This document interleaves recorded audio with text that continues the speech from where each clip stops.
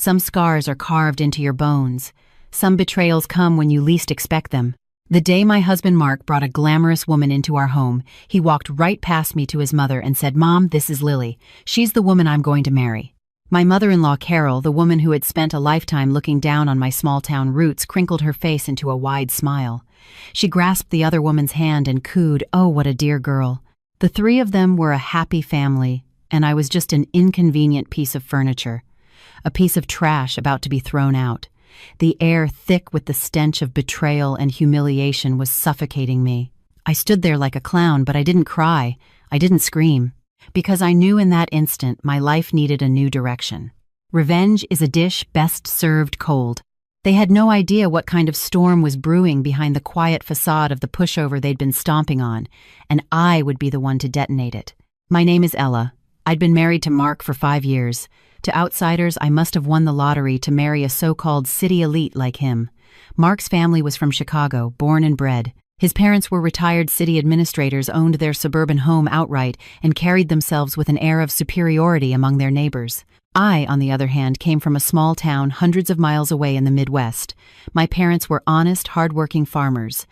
Our marriage, doomed from the start, in their eyes became the beginning of my 5-year nightmare. I still remember the first time I met my mother-in-law, Carol. Her critical eyes scanned me from head to toe like an X-ray, finally landing on my shoes, a little dusty from the long bus ride. The corner of her mouth twitched. That contemptuous little scoff is something I'll never forget. "Our Mark has never had to struggle a day in his life," she told me, her voice dripping with condescension. "A country girl like you should know her place. You'd better take good care of him." It wasn't advice. It was a warning. Back then, I was naive enough to believe that if I just tried hard enough, if I was good enough, I could win her over. After we got married, I quit a perfectly good job at her suggestion. "Why does a woman need to be so ambitious?" Carol had said. "Taking care of the home is your real job," Mark had chimed in. "That's just how my mom is. Just bear with her. I'll make the money. What's wrong with you enjoying a comfortable life at home?" I believed him. And so I became the family's unpaid housekeeper. I'd wake up at 5:30 a.m. every day to prepare 3 different breakfasts. Carol needed her fresh-pressed green juice, no pulp. My father-in-law wanted his eggs over easy with perfectly crisp bacon. And Mark would only drink coffee from a specific local roaster brewed in a French press. After they finished, they'd wipe their mouths and head off to work or their morning walks. My day of cleaning laundry and grocery shopping would begin. My debit card was handed over to Carol on the second day of our marriage, under the guise of, "Young people are terrible with money. I'll help you two save." Every month, she'd give me a few $100s for groceries, as if she were feeding a stray, always interrogating me about every penny spent. "Wow, steak is this expensive now. Did the butcher rip you off? You small-town girls are so gullible. Why did you only buy organic strawberries? Are you hiding cash for yourself?"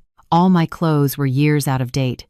Once I saw a simple sundress online for $100. I hesitated for days but didn't dare buy it. I knew the hurricane that would erupt if Carol found out. Spendthrift Mark works his fingers to the bone, and all you do is doll yourself up. Who are you trying to impress? And Mark, he always had the same line. "My mom means well. Don't hold it against her." In that house, I had less status than Carol's pampered little poodle. At least when the dog made a mess, she'd coo and comfort it. No matter what I did, it was wrong. If the food was too salty, I was trying to give her a heart attack. If it was too bland, I was being cheap with the salt. When guests came over, I'd work until my back ached. The moment they left, her face would fall. "Look at you, so awkward and unsophisticated. You're an embarrassment." Once I had a fever of 102. Lying in bed, I couldn't even stand. Carol yelled from the doorway, "Stop playing dead. Everyone gets a headache now and then. The family is waiting for you to cook dinner." I dragged my weak body out of bed, made them a 3-course meal, and collapsed before I could even get a glass of water for myself. I lived like that for 5 years. 5 years. Over 1800 days and nights, enough time to grind a vibrant young woman full of life into a silent, hollow-eyed ghost. It's not that I didn't fight back. Once I broke down and told Mark I couldn't take it anymore. He held me and promised he'd talk to his mom. The moment he stepped into her room, I heard her shrill voice. "Mark, so you've chosen your wife over your mother. What has that little witch done to you? We worked so hard to raise you just so you could be a slave to some country girl." Mark came out looking defeated and annoyed. "Can't you just give me a break? My mom's getting old. Can't you just let her have her way?" That was the moment my heart turned to ice. Lately, Mark had been coming home later and later, smelling of a perfume that wasn't mine. He stopped touching me, always using work stress as an excuse to sleep in the guest room. I'm not an idiot. I sensed something was crumbling, but I didn't dare confront it. I was afraid. Afraid that the only thing keeping me in this city, this family, would shatter into dust. I was an ostrich with its head in the sand, desperately pretending this marriage wasn't already dead. Until the day Mark made it official. It was a Saturday afternoon. Carol had specifically called and told me to go to Whole Foods to buy fresh Maine lobster and prime ribeye steaks, saying we had an important guest coming for dinner. I walked in, loaded down with grocery bags, and saw her. The woman sitting on my sofa, her hand held affectionately by my mother-in-law. Her name was Lily. She was beautiful with perfect makeup and designer clothes that made my apron-clad, fish-smelling self look like a speck of dust. When she saw me, there wasn't a hint of awkwardness in her eyes, only the triumphant glint of a victor. Mark stood beside her, his face filled with a tenderness I had never seen. In that instant, I understood everything. When Carol saw me, her face twisted into a familiar sneer. "Oh, you're finally back. Dawdling as usual. You reek of fish. Get to the kitchen and deal with that stuff before you offend our guest." Her guest looked at me as if I were the hired help. I was frozen. The blood in my veins felt like it had turned to ice. Mark finally spoke, his voice devoid of guilt, only cold finality. "Ella, we need to talk." He pulled me out onto the deck and slid the glass door shut, blocking out the fake laughter from the living room. "You saw Lily. She's a wonderful woman. Good family, very successful. We're in love." And my voice was as dry as sandpaper. "So we're getting a divorce." He stared out at the yard as if he were discussing the weather. "This house is in my parents' name, so you won't get a cent. For old time's sake, I can give you $50,000. As a settlement, $50,000. For 5 years of my youth, 5 years of servitude, 5 years of humiliation." My heart felt like it was being sawed apart by a dull knife, the pain so intense I could barely breathe. I looked at him, the man I had loved for so many years, and he was a complete stranger. "Mark, where is your conscience?" It took all my strength to ask. He finally turned to look at me, his eyes filled with impatience and contempt. "Ella, be realistic. Look at yourself. You're a washed-up housewife with no job and no savings. Without me, you can't even survive in this city. 50,000 is more than generous. Lily is different. Her father is a senior executive at a major corporation. She can help me. She can help our family live a better life. What can you do? Besides housework, you're just dragging me down." Every word was a poisoned arrow, aimed perfectly at my most vulnerable spots. He was right. I was a fool. I had given up everything for this family only to become a worthless burden in his eyes. Suddenly, I wanted to laugh. Laugh at my own stupidity, at the cruelty of reality. I took a deep breath, swallowing the bitterness in my throat, and looked him straight in the eye. "Fine. We can get a divorce. But I don't want a single penny of your money." Mark was stunned. He clearly hadn't expected me to agree so easily. I ignored him, turned, and slid open the deck door. In the living room, Carol was happily serving fruit to Lily, as if Lily were her own daughter. "Lily, dear, try these cherries. They're imported, so sweet. Not like some people who can't even tell good from bad," she said, shooting a pointed glance my way. Lily smiled, picked one up, and popped it elegantly into her mouth, her eyes locking with mine in a look of pure triumph. I walked over my face, a mask of calm, and took off my apron, dropping it on the floor. "Mom," I said evenly, "since Mark is bringing her home, I won't be staying in this house anymore." Carol froze for a second, then shrieked. "What's that supposed to mean? Are you trying to threaten us? Let me tell you, Ella, we've been wanting to kick a jinx like you out for years. If you leave on your own, you're saving us the trouble." Mark followed me in, immediately shielding Lily as if I were going to attack her. "Ella, don't make a scene. Just pack your things and go." I looked at their faces, and the last shred of affection I had for this family evaporated. Without another word, I went back to the room I had lived in for 5 years, but had never felt an ounce of warmth. I didn't have much. A few old clothes, a couple of books. It all fit in one suitcase. As I dragged my suitcase to the door, the three of them watched me as if I were part of a circus act. Lily even had the audacity to say in a saccharine voice, "Ella, don't be impulsive. We can talk this through." The gloating in her tone was unmistakable. I stopped at the doorway and turned back, my gaze sweeping coldly over each of them. "Mark, and you too," I said, my voice quiet but clear. "I, Ella, will remember how you treated me today." "I hope you don't live to regret it," Carol scoffed. "Regret it, we couldn't be happier. Now get out." I opened the door and walked out. It slammed shut behind me, sealing off my past. Walking through the tree-lined suburban street, the evening breeze felt cold against my face. I didn't cry. Not a single tear. When your heart dies, the tears dry up. There was only one thought in my mind: I will repay this humiliation 100 times over. I pulled out my phone and found a number I hadn't contacted in years. It belonged to an upperclassman from college, a man whose advances I had once turned down. He'd gone on to start his own tech company and become the most dazzling success story of our graduating class. I had always seen him as someone to be admired from afar. In the years since, my own insecurities and failures had made me too ashamed to ever reach out. But now, I had nothing left to lose. He had once sponsored a scholarship I received in college. With it came a promise. "Ella," he'd said, "if you ever run into a problem you can't solve, you can call me." The phone connected. "Hello," a calm, magnetic male voice. My heart skipped a beat. "Alex, it's me. Ella." There was a pause on the other end. Alex seemed surprised. "Ella, it's been a long time. What made you call?" His voice was still warm, but with a polite distance. It made sense. We hadn't spoken in almost 6 years. After graduation, I had buried myself in my marriage, cutting off ties with almost everyone from my past, especially him. I was ashamed of my life, a mouse hiding in a dark corner, too embarrassed to face the people who shone so brightly in the sun. "Alex, my voice cracked. "I'm in some trouble. I need your help. Take it easy. Tell me what happened." His voice through the phone had a calming effect. I couldn't hold it in any longer. I squatted on the sidewalk and, like a lost child, told him everything. The 5 years of misery, the scene that had just unfolded, sobbing uncontrollably. I don't know how long I spoke.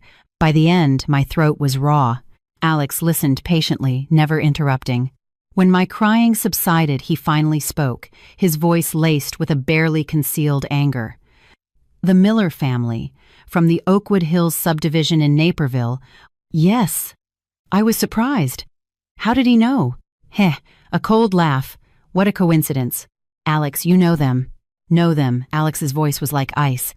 "Ella, where are you right now? I'm coming to get you." I gave him my location. 30 minutes later, a black Lincoln Navigator pulled up. The window rolled down, revealing Alex's face more mature and handsome than I remembered. He was in a perfectly tailored suit, his features sharp, exuding a quiet confidence that was a world away from the greasy, pathetic Mark. "Get in." He opened the passenger door for me. I stood there awkwardly with my suitcase. He naturally took it from me, placed it in the back, and said, "First, let's get you settled somewhere. Get something to eat. We can figure out the rest later." He took me to a 5-star hotel downtown and got me a suite. Standing in the spacious, brightly lit room, looking out at the glittering city skyline, I felt like I was in a dream. Just an hour ago, I was the humiliated housewife. Now I was here. Alex ordered room service. Soon a delicious meal arrived. "Eat something. You look pale." He handed me the silverware. I was starving. I hadn't eaten since the afternoon, and the emotional trauma had drained me. I buried my head in the food, but tears started falling into my bowl again. "I'm sorry, Alex, for letting you see me like this." "You have nothing to be sorry for," Alex said, handing me a napkin. His eyes held a flicker of pain. "I'm the one who should be sorry. If I had been more persistent back then, maybe you wouldn't have suffered all this." I shook my head. "It's not your fault. I was blind." After dinner, Alex poured me a glass of warm water and sat on the sofa across from me, his expression serious. "Ella, what I'm about to tell you might be shocking, but please stay calm." I nodded. He took out his phone, pulled up a photo, and handed it to me. In the picture, a smiling woman was holding a man's arm intimately. The woman was unmistakably Lily from my house, and the man beside her was Alex. My mind went blank. I stared at him in disbelief. What is this?" "Lily," Alex said, his tone flat, but his eyes swirling with complex emotions, "is my wife. Legally, at least." I felt like I'd been struck by lightning. The world had to be this small. My husband's mistress was my savior's wife. This was the kind of convoluted plot you wouldn't even see in a soap opera. "We've been married for 3 years. A marriage of convenience between our families," Alex explained, seeing my shock. I was focused on my business and didn't pay her much attention. A year ago, she started making excuses to stay out all night, spending company money lavishly. I thought she was just immature, so I looked the other way. 6 months ago, I discovered she was secretly transferring assets. I had someone investigate and found out she was keeping a boy toy on the side. That man is your husband, Mark. His words were like a series of bombs exploding in my head.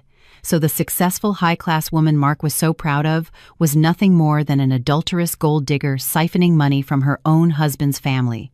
And my mother-in-law, Carol, who thought she'd hit the jackpot, had been played for a complete fool.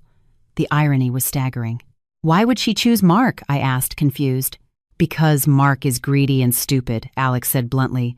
Lily painted him a picture of a glamorous life, told him her connections could make him rich. A man like Mark, all ambition and no substance, would naturally fall for it. Lily used him not just for excitement, but as a tool to move my money. She convinced him to use your marital assets and even money from his parents to invest in her so-called projects. In reality, all that money went straight into her pocket. A cold chill ran down my spine. I remembered something. About 3 months ago, my mother-in-law was suddenly in a fantastic mood, a complete change from her usual stinginess. I overheard her and Mark whispering in his room. "Son, are you sure that project Lily mentioned is reliable? That's our entire retirement fund. Mom, don't worry." "Would Lily lie to me?" She said. "The return is 30%. Once we make this money, we'll buy a bigger house and kick that washed-up housewife out." At the time, I just felt heartbroken. Now I realized their investment was long gone. So, my mother-in-law's retirement savings, gone. Every last cent, Alex confirmed, shattering any last illusions. I suddenly found it all horribly funny. My sharp, calculating mother-in-law, who looked down on me for being from the country and pushed her son to marry up, ended up being scammed out of her life savings by a far more skilled con artist. If this wasn't karma, I don't know what was. "Alex, what are you going to do?" I looked at him. Alex's eyes grew sharp and cold. "I was going to let her off easy for the sake of our families, but now that she's dragged you into this and humiliated you, she's crossed a line. Don't expect me to be merciful." He looked at me, his gaze serious. "Ella, I need your help. We're going to put on a show of our own, and we're going to take back everything they owe us with interest. Do you dare?" I looked into his deep eyes, which reflected my own battered but defiant image. I thought of Carol's cruel face, Mark's heartless expression, and Lily's triumphant smirk. Why should they get away with it? Why should I be the one trampled underfoot while they lived their happy lives built on deceit? No, I wasn't going to take it. The weak, submissive Ella was gone. The moment I walked out that door, she died. The woman standing here now was a phoenix ready to rise from the ashes. I lifted my head, meeting his gaze. The fear and tears in my eyes were replaced by a steely resolve I'd never felt before. "I dare. Tell me what I need to do." A small approving smile touched Alex's lips. "Good," he said. "Step 1, you're going back to that house." What I was stunned. "You have to hit rock bottom to be reborn," Alex said, his eyes like the deep sea. "Go back and pretend you're completely broken. Act remorseful, even subservient to Lily. Make them lower their guard. That's the only way you'll get the crucial evidence. Step 2, I'll give you some money. Use it to transform yourself inside and out. From this day forward, you are no longer a housewife chained to a kitchen. You'll learn about finance, about law, about everything that can make you strong. You will become someone they could never dream of reaching. Step 3, and this is the most important part." He paused, a playful glint in his eye. "At the perfect moment, I will appear in a way they never expect. And you, Ella, will be the leading lady of this spectacular show." Listening to his plan, my dormant heart began to beat wildly, not with fear but with excitement. I could already picture their shocked, regretful, and desperate faces when the truth came out. "Okay," I nodded firmly. "I'll do it." That night, Alex and I talked for hours. Like a master strategist, he laid out every step. I was to be the sharpest weapon in his arsenal, aimed directly at the enemy's heart. The next morning, I returned to my so-called home looking utterly defeated. Carol opened the door. She was surprised to see me then. She crossed her arms, her face a mask of scorn. "What are you doing back here? Weren't you so full of pride, couldn't make it on your own, so you came crawling back?" I kept my head down. "Mom, I was wrong," I whispered, my voice trembling with feigned desperation. "I was just upset yesterday. Please don't kick me out. I don't know how I'll survive without this family." I made sure I looked exhausted with dark circles under my eyes and a vacant stare, the perfect picture of a woman broken by reality. Carol, who always responded better to submission than defiance, bought it completely. Seeing me so humbled fed her ego. She looked me up and down, her expression softening slightly into one of superior pity. So you finally see sense. A little late for that. Though her words were harsh, she stepped aside to let me in. Mark and Lily were on the sofa eating breakfast. They were acting intimately. Lily was even wearing one of Mark's button-down shirts, her long, bare legs crossed provocatively. When he saw me, Mark frowned. "What are you doing here again? I told you to get out." Lily just watched, a smirk playing on her lips, enjoying the show. I ignored Mark and walked straight to Carol. Then I dropped to my knees. The move stunned everyone in the room. "Mom," I grabbed her legs, tears streaming down my face. The performance was so convincing I almost believed it myself. "I know I was wrong. I shouldn't have talked back to you or argued with Mark. Please just forgive me this once. I'll do anything you say. I'll be your servant. Just please don't make me leave." Carol's vanity was immensely satisfied. She cleared her throat and patted my head like I was a dog. All right, stop all this crying. It's good that you know your place." She paused, glancing at Lily. "But things are different now. You need to ask Lily if she's willing to let you stay." The old witch. She wanted me to humiliate myself in front of the other woman. I bit back a cold smile and crawled on my knees over to Lily. "Lily, no, Miss Evans," I said, looking up at her with tear-filled eyes. "It was my fault. I was selfishly holding on to Mark. Please find it in your heart to forgive me. Ask Carol and Mark to let me stay. I can be the housekeeper. I'll do all the work. I just need a place to stay and something to eat." Lily clearly hadn't expected this. The smugness on her face was impossible to hide. She crossed her legs, looking down at me like a queen surveying her conquest. "Oh, Ella, what are you doing? Get up." She said the words but made no move to help me. "Well, I'm not a monster. Since you've put it that way, I can't just throw you out on the street." She looked at Mark and Carol, feigning generosity. "Aunt Carol, Mark, let's just let Ella stay. We have plenty of room and it would be nice to have someone to cook and clean." Listen to her. She was already the lady of the house. Carol beamed. "Oh, our Lily is just so kind-hearted. Fine, it's settled. Ella, you can move into the storage room. You're responsible for all the housework. I'll still give you $500 a month for pocket money." "Thank you, Mom. Thank you, Miss Evans." I kowtowed gratefully before getting up and standing meekly to the side. Mark looked on with a complicated expression but said nothing. In his mind, allowing his ex-wife to stay on as a servant was an act of supreme charity. He probably thought I truly couldn't live without him. And so, in the most humiliating way possible, I moved back in. I became the family's official servant. I moved out of the master bedroom and into the tiny, damp 5x5 storage room in the basement, sleeping on a small cot surrounded by junk. My days were spent waiting on the three of them, plus Lily. Lily had fully moved in, sharing the master bedroom with Mark, using my old vanity, wearing my... No, she had thrown out all my cheap clothes and replaced them with her own designer labels. She found creative new ways to torment me daily. "Ella, there's a single hair on the floor. Are you blind? Mop it again, Ella. This coffee is scalding. Are you trying to burn me? Make another cup. Ella, this silk dress is hand wash only. If you ruin it, can you even afford to replace it?" Carol was even worse, using me as her personal punching bag and a way to show off. "Oh, look how lucky our Lily is. The moment she moves in, she has a servant waiting on her, not like some people born to be maids." She'd say this while cracking sunflower seeds and gesturing at me. Mark completely ignored me. In his eyes, I was no longer a person, just a breathing appliance. I endured it all. I kept my head down, worked silently, never saying an extra word or giving an extra glance. I let them believe they had completely broken me, turned me into a mindless, spineless drone. But they didn't know that when the house fell silent at night, when I closed the door to my tiny storage room, my real life began. Alex had given me a debit card with $50,000 on it. "Seed money," he'd said. "The money isn't the issue. What matters is turning it into a weapon for your comeback." I bought a used laptop. Every night after they were all asleep, I'd put on headphones and study like a woman possessed. I enrolled in online finance courses starting with the basics of stock charts. I audited law school lectures from top universities, memorizing sections of family law and contract law. I followed fashion bloggers, learning about style, makeup, and how to carry myself with confidence. By day, I was the grimy, downtrodden housekeeper. By night, I was a phoenix, gathering strength from the ocean of knowledge, preparing for my rebirth. The stark contrast was a sick, empowering thrill.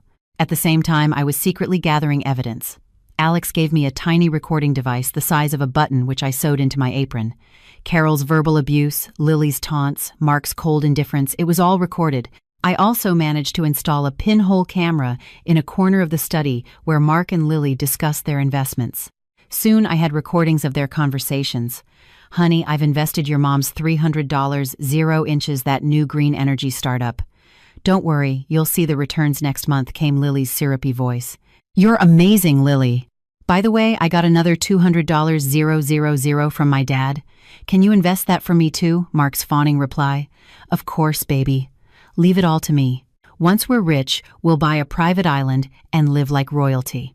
We'll never have to look at that miserable Ella again." Listening to the recordings made my blood run cold. Mark hadn't just scammed his mother out of her retirement, he'd taken his father's life savings too. What a filial son. And I sent every bit of it straight to Alex. Things were progressing on Alex's end too. Using his connections, he quickly uncovered all the details of the shell corporation Lily was using to launder the money. An invisible net was closing in, and the prey, still blissfully acting out their happy family charade, had no idea. A month passed. On the outside, I was still the meek Ella.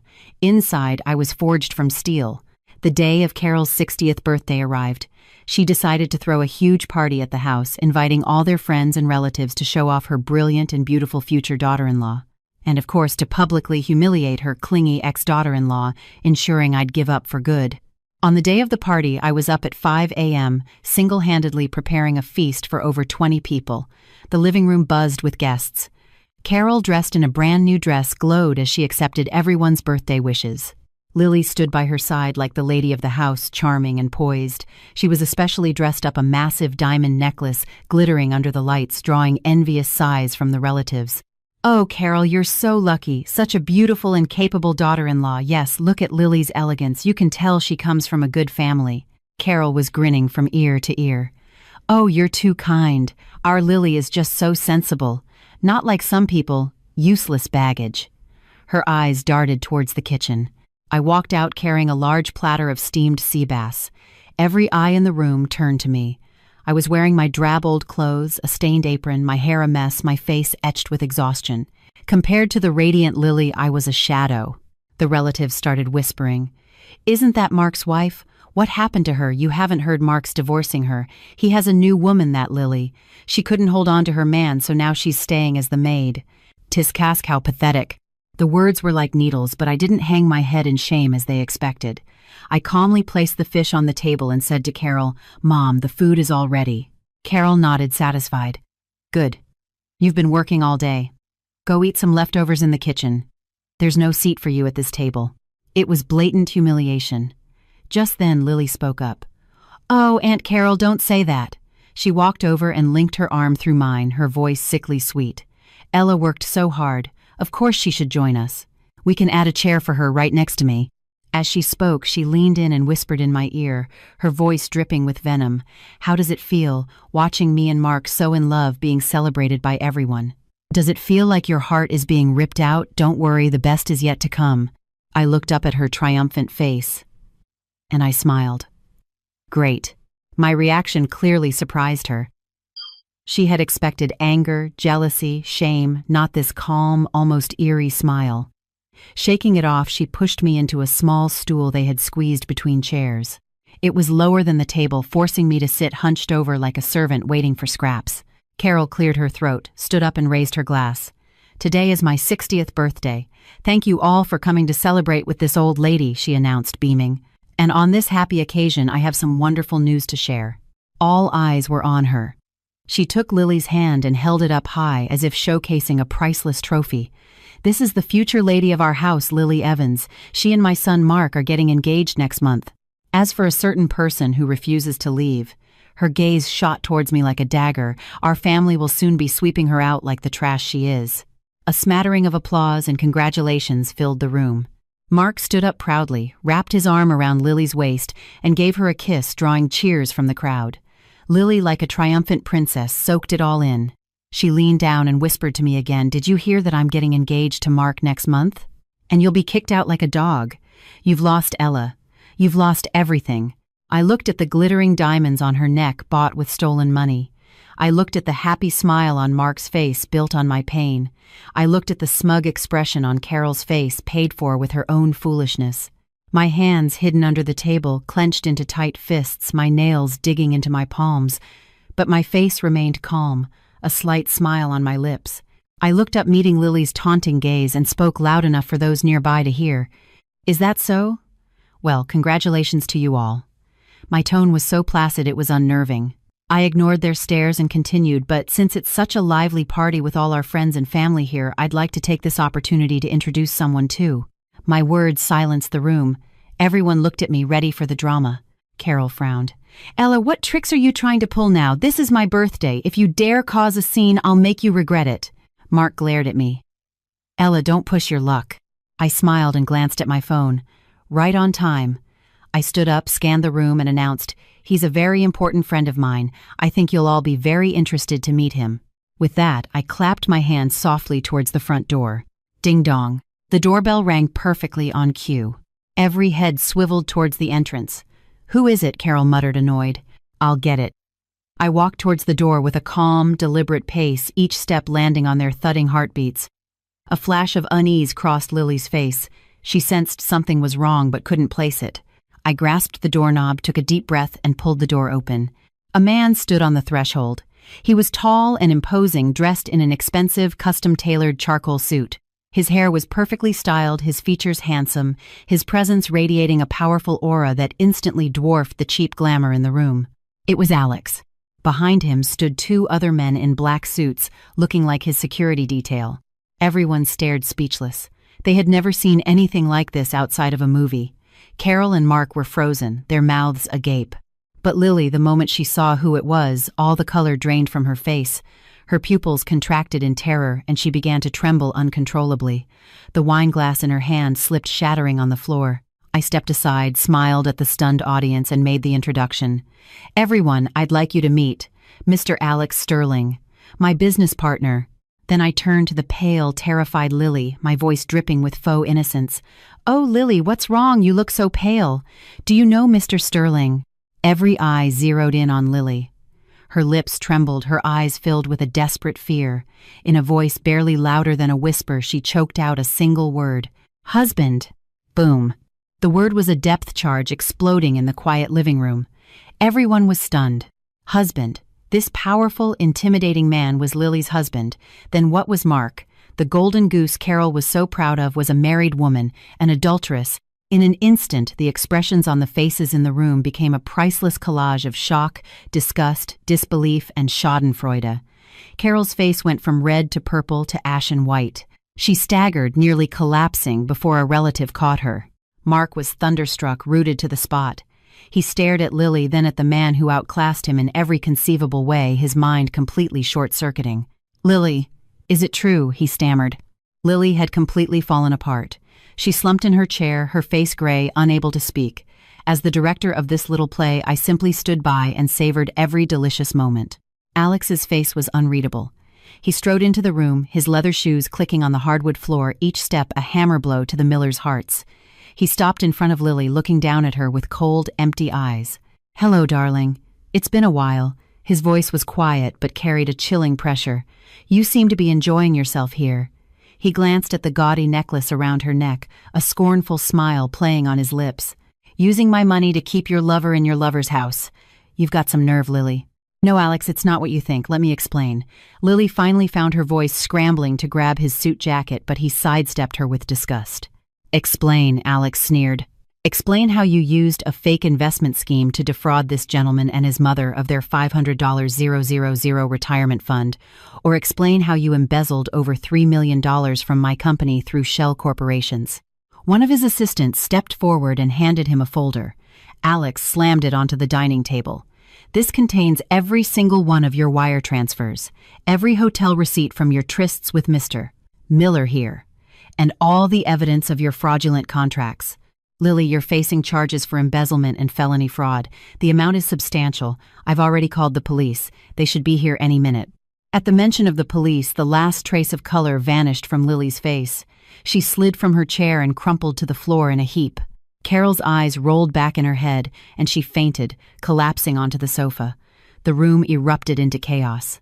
Amid the pandemonium, Mark stared at the mess at Lily on the floor, at the damning documents on the table. He finally understood. He had been the world's biggest fool. He'd been played, lost his family's life savings, and worshipped the con artist like a goddess, throwing away his actual wife for her. He whipped his head around to look at me. His eyes were a chaotic mix of shock, regret, and a desperate plea. I just met his gaze with a cold, triumphant smile. The show was just getting started. Just then, my phone rang. I answered it and put it on speaker. A calm, professional voice came through. "Miss Collins, this is Sarah from your attorney's office. Regarding your divorce proceedings against Mr. Mark Miller and the Division of Assets, we have all the documentation prepared." The lawyer's crisp voice cut through the chaos, every word a sledgehammer blow to Mark's heart. His face turned paler than a ghost's. "We have collected sufficient evidence to prove Mr. Miller's infidelity and gross misconduct during the marriage." Sarah continued, her voice echoing through the room. "Furthermore, Mr. Miller and his mother, Carol Miller, illegally transferred and dissipated a significant amount of marital assets without your knowledge. According to state law, we are confident we can not only ensure the at-fault party, Mr.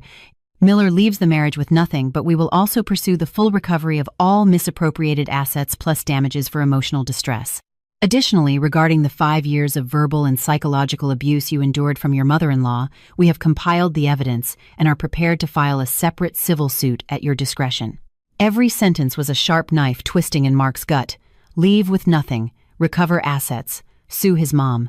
His mind went blank. He staggered backward, looking at me as if he'd never seen me before. The meek, timid, helpless Ella, who couldn't survive without him. How had she become this terrifying stranger? "No, it's not possible," he mumbled. "Ella, you're bluffing, right?" I hung up the phone and looked at him, my eyes completely void of warmth. "Bluffing, Mark? Do you really think I need to bluff at this point?" I walked towards him, my presence commanding, my posture confident. These past weeks had transformed me. With Alex's help, I had not only studied finance and law, but also taken classes on poise and presentation. I had lost the stress weight, learned to apply subtle professional makeup, and was now wearing a chic, tailored pantsuit. Standing before him now, I was calm, powerful, and in control. He was a disheveled, pathetic wreck. Our roles had been completely, satisfyingly reversed. "You thought I couldn't live without you," I let out a short, contemptuous laugh. "Mark, you give yourself way too much credit, and you underestimated me far too much. For 5 years I swallowed my pride, not because I was weak, but because I held on to one last shred of hope for you, for this family. But you, all of you, smashed it to pieces. You brought your mistress into my home. Your mother humiliated me at every turn. You treated me like garbage to be thrown away. Did it ever occur to you that even a rabbit will bite when it's cornered?" I pointed at Lily on the floor, then at the unconscious Carol on the sofa. "For a woman like that, you scammed your parents out of their life savings. Are you proud of yourself? To please her, you kicked me out of my own home. Do you feel like a big man now, Mark? You're not just stupid. You're pathetic and cruel." My every word was a slap across his face. He stood there, taking the verbal lashing, unable to utter a single word in his defense. His eyes were filled with a terrible, dawning regret. "Ella, I was wrong. I was so wrong," he whispered, reaching for me. "Please, let's not get a divorce. We can start over.